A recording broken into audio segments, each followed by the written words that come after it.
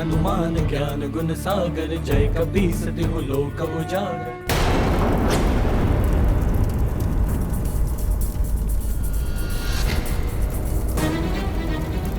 ये अग्नि की लपटें तो मुझे भीतर जाने ही नहीं दे रही हैं। कुछ तो करना होगा।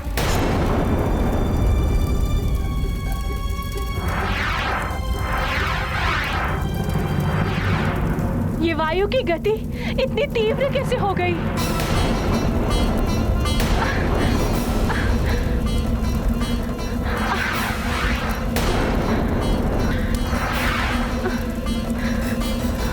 मैं उस अबोध बालक के साथ कुछ अनर्थ नहीं होने दूंगी। मुझे आगे जाना ही होगा।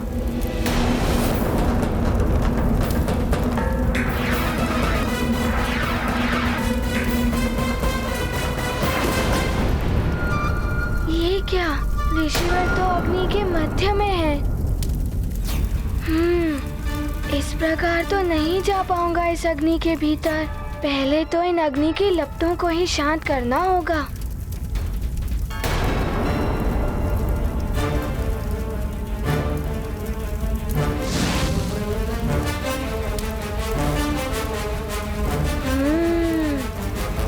फूंक से ही बुझेगी अग्नि।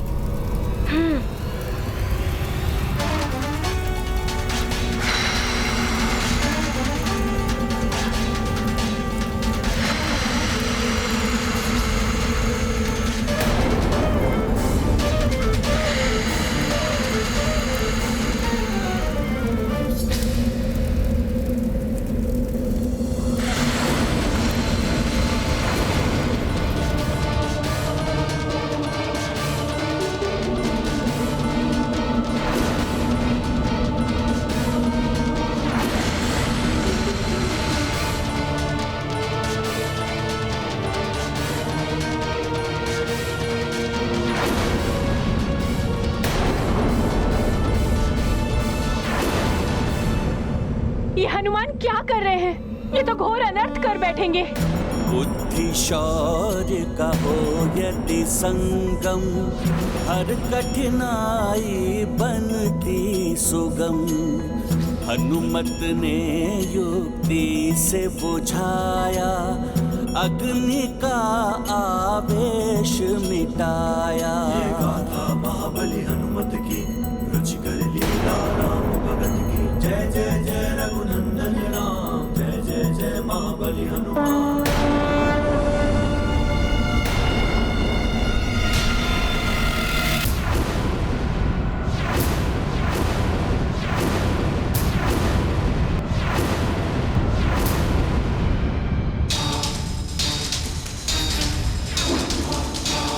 कहीं ऐसा तो नहीं मैंने ऋषिवर के तप में विघ्न उत्पन्न कर दिया हो? ये गाथा महाबली हनुमत की, रुचिकर लीला राम भगत की। जय जय जय रघुनंदन राम, जय जय जय महाबली हनुमान। ऋषि दृष्टि ने सत्य दिखाया, हनुमत का दैवी रूप दर्शाया। दिव्य कवच कुंडल से सज्जित, इंद्र की माला से मंडित। यक्षराज कड़ा करता धारण, यह बालक है असाधारण। देव छवि का प्रभाव हुआ, ऋषि मुख से कोप मिटा। ये गाथा महाबली हनुमत की, रुचिकर लीला राम भगत की। जय जय जय रघुनंदन राम, जय जय जय महाबली। दिव्य कुंडल कवच, इंद्र की माला, यक्ष का कंगन, हनुमान, दिव्य बालक हनुमान।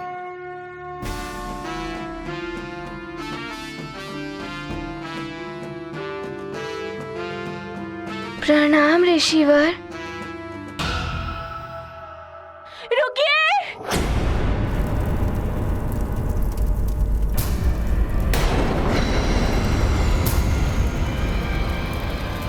अरे इनके वस्त्रों ने तो अग्नि पकड़ ली है।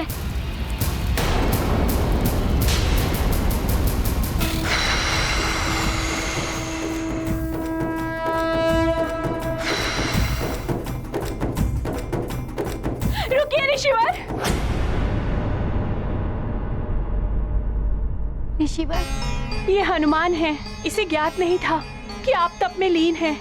कृपया करके इसे तप में विघ्न डालने के लिए श्राप न दे। अबोध बालक है ये। शांता, मेरा तप तो पूर्ण हो ही चुका था, किंतु गहन ध्यान में लीन होने के कारण मैं सुप्त अवस्था में चला गया। वो तो अच्छा हुआ कि हनुमान समय पर आकर मुझे सुप्त अवस्था से बाहर निकाल लिया। अच्छा हुआ, अन्यथा मैं तो भयभीत ही हो गई थी। भयभीत होने की आवश्यकता नहीं, मैं इन्हें कोई श्राप नहीं देने वाला, परंतु मैं इन्हें वो भी नहीं दे सकता जिसके लिए यहां पर आए हैं।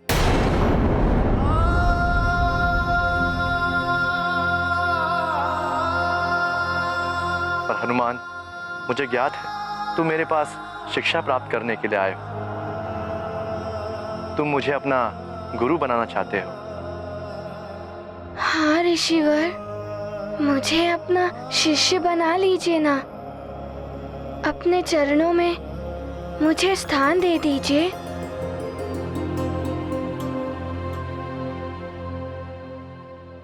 हनुमान, मुझे मेरे तपस्या का अगला चरण पूर्ण करना है, और तुम्हारे ही समान मेरे पास भी मात्र सूर्यास्त तक का ही समय है, इसलिए मैं तुम्हें अपना शिष्य नहीं बना सकता।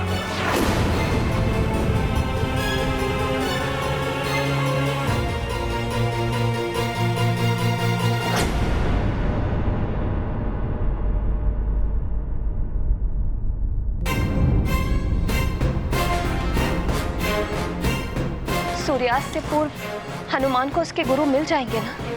हनुमान के भाग्य में जिन गुरुदेव का जुड़ाव लिखा होगा हनुमान के साथ, वो अवश्य उसे मिल जाएंगे। मुझे हनुमान को देखकर ऐसा प्रतीत होता है कि जैसे मैं इनसे अंतर मन से जुड़ी हुई हूँ। मेरा मन तो कहता है स्वामी कि आप इन्हें गुरु दीक्षा दे दीजिए।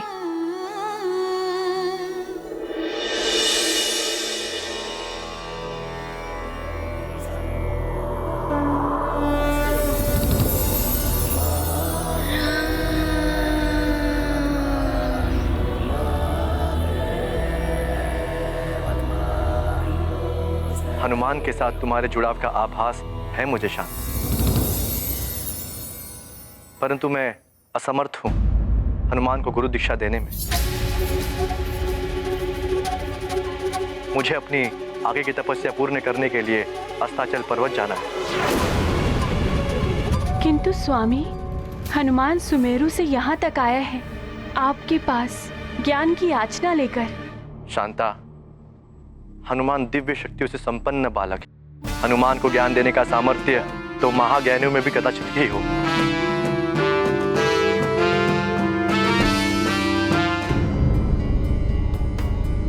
फिर भी हनुमान, मुझे लगता है कि सप्त ऋषिगण मान जाए तो अवश्य वो सब मिलकर तुम्हें ज्ञान दे सकते हैं। सप्त ऋषिगण? मैं उन्हें पहले भी स्वर्गलोक में मिल चुका हूँ, तो क्या अब सूर्यास्त से पूर्व मुझे उन तक पहुंचना होगा? स्वामी, आप तो सर्व समर्थ हैं। आप सप्त ऋषि गणों का आवाहन करके उन्हें यहाँ बुला लीजिए। हनुमान की इतनी सहायता तो कर दीजिए। अवश्य शांता, संसार के कल्याण के लिए हनुमान की दीक्षा पूर्ण होनी ही चाहिए।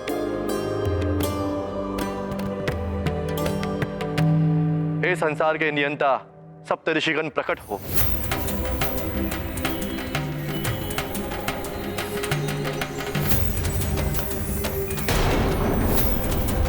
सूर्य देव तो अस्ताचल की ओर बढ़ चले हैं।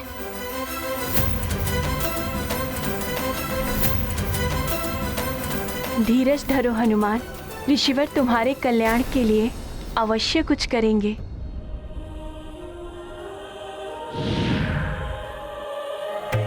प्रणाम सप्त ऋषि गणों। कल्याण हो हनुमान, कीर्तिमान भव।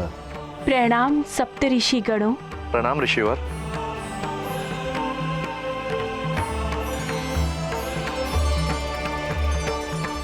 ये तो 5 ऋषि ही हैं। हनुमान, जिन्हें आप ढूंढ रहे हैं ना, ऋषिवर अत्रि और ऋषिवर पुलह, वे तपस्या में लीन हैं, इसलिए नहीं आ सके।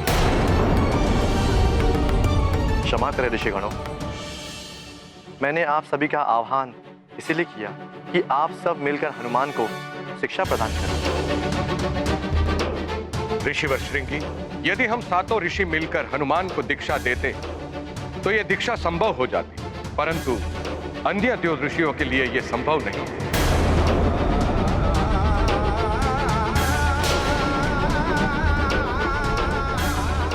ऋषिवर, तो क्या मैं बिना गुरु के ही रह जाऊंगा? पिताश्री कहते हैं बिना गुरु के जीवन अपूर्ण रहता है। अब तो सूर्यास्त की बेला भी निकट आ रही है। ऋषिवर श्रृंगी, जब आपने और ऋषिवर मतंग ने असमर्थता प्रकट कर दी है, तो इसके पीछे अवश्य ही कोई रहस्य रहा होगा। अवश्य ही हनुमान के भाग्य में कुछ विशेष लिखा होगा। ऋषिवर, यह कारण तो नहीं हुआ है। तो आप ही बताइए ऋषिवर, क्या हो सकता है इसका कारण? आप तो यह जान ही गए हैं कि हनुमान रुद्रांश है,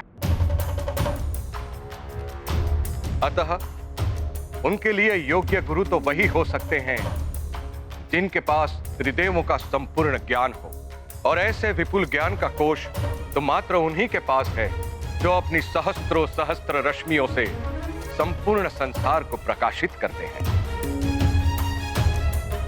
सबको अपनी ऊर्जा से जीवन देने वाले सूर्यदेव ही समस्त ज्ञान के भंडार हैं।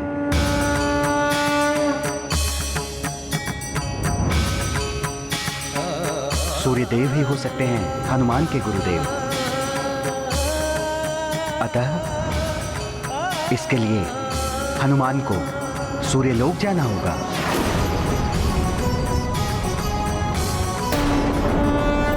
पंच ऋषियों ने किया विमर्श, हनुमत हैं रुद्र के अंश, जिनमें निहित त्रिदेव का ज्ञान, उनसे पाए शिक्षा हनुमान।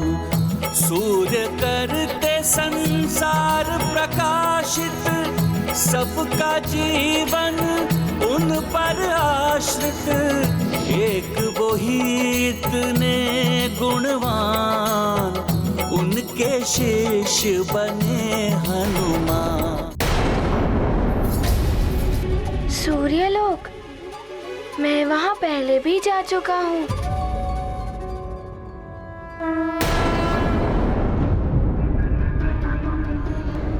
किंतु सूर्य तो अस्त होने ही वाला है।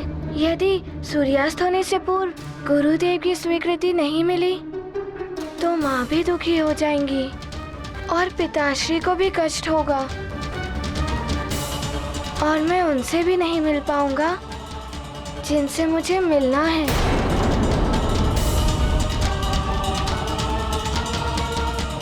मुझे शीघ्र जाने की अनुमति दे। पुत्र हनुमान, तुम एक लोक से दूसरे लोक की यात्रा पर जाने वाले हो, इसलिए तुम्हें अपने माता पिता की अनुमति एवं आशीर्वाद अवश्य लेना चाहिए। हाँ हनुमान, अपने बड़ों का आशीर्वाद लेने से बड़े बड़े कार्य संपन्न हो जाते हैं। और इसीलिए भी आवश्यक है हनुमान कि हर माता पिता को ये पूर्ण अधिकार है कि उसकी संतान, पुत्र हो या पुत्री, कहाँ है, कहाँ जाने वाली है, इसके बारे में संपूर्ण जानकारी उन्हें होनी ही चाहिए। अब शीघ्र जाओ पुत्र, सूर्यास्त के पूर्व तुम्हें ये सब कार्य करने हैं। आप सबके चरणों में मेरा नमन। कल्याण हो।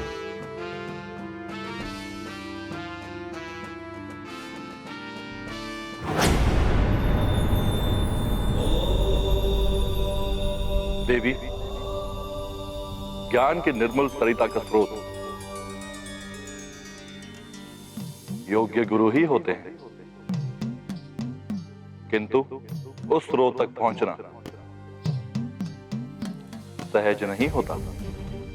सत्य है स्वामी।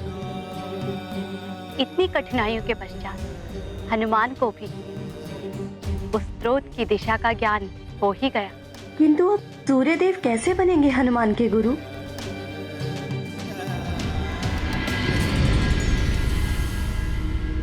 सूर्यास्त होने में अब अधिक समय नहीं बचा। न जाने क्या हुआ होगा। हनुमान को उसके गुरुदेव मिले भी होंगे या नहीं।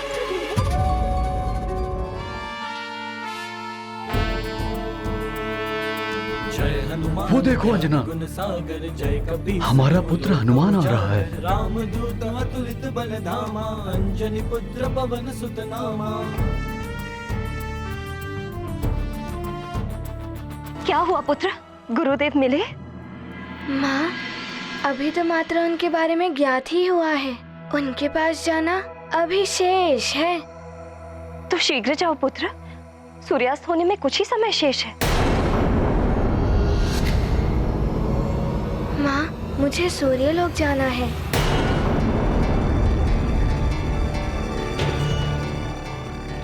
क्या? सूर्यलोक? हाँ माँ।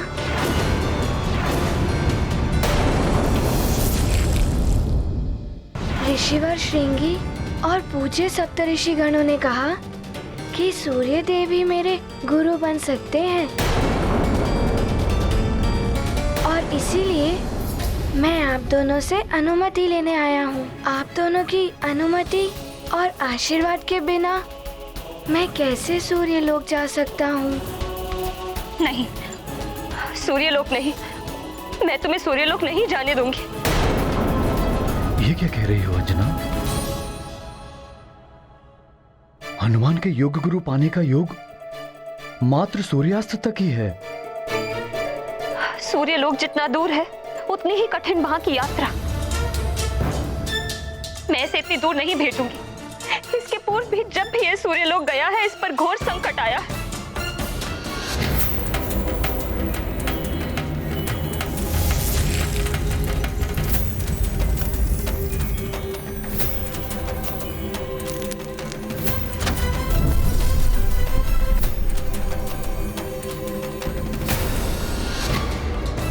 अंजना, कुछ नहीं होगा हनुमान को। हनुमान को जाने दो। तुम्हारा ये मोह कहीं हमारे पुत्र का भविष्य ना बिगाड़ दे। क्या हुआ पुत्री? माँ, बड़ी कठिनाइयों के पश्चात मुझे मेरे पुत्र का साथ मिला है। इसे पुनः स्वयं से दूर भेज दो, वो भी ऐसे लोक में जहाँ कभी मेरा इससे मिलने के लिए मन व्याकुल हो तो मैं वहां जा भी ना सकूं। पुत्री, मैं तुम्हारे मोह को समझ सकती हूँ, किंतु इतना समझ लो कि संतान के अच्छे भविष्य के लिए माता पिता को भी धैर्य की परीक्षा देनी पड़ती है।